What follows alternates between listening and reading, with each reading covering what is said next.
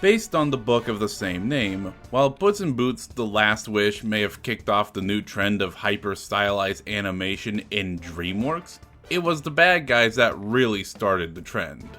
Both movies were released in the same year and both were critically acclaimed. But in my opinion, let's just talk about the movie. In a world of humans and talking animals, there is no crime group more infamous than the bad guys, composed of the animals most often villainized in media and folktales: the shark, the spider, the snake, the piranha, and the wolf. After one heist goes awry, Wolf is able to convince the mayor that they can be rehabilitated to avoid prison time. But it's actually just a ruse to continue their heist at a later date. However, they end up discovering a much more sinister plan, one that trumps any crime they have ever did or plan to do. But in order to save the day and clear their names, can the bad guys actually become the good guys? I think we're honestly getting tired of that question at this point.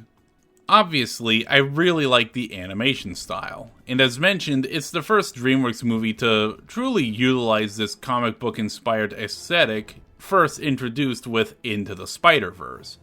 And I like the camaraderie between the bad guys. I like Wolf's arc, having never been given a chance to be anything other than a big bad wolf, but coming to realize that this might be his chance to be something more than that. And that's topped off with fun action and an even more fun heist movie. This is, of course, balanced out by the stuff I don't like. Mr. Piranha is only there for fart jokes and unfunny humor.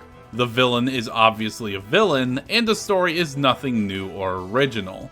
But despite this, people said that this film, along with Puss in Boots: The Last Wish, was the beginning of a DreamWorks renaissance. But that notion was quickly dropped after films like Trolls 2 and Kung Fu Panda 4.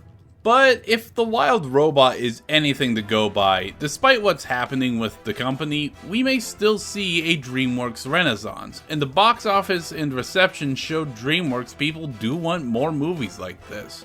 After all, The Great Mouse Detective may have set up the Disney Renaissance, but it didn't start until The Little Mermaid after all.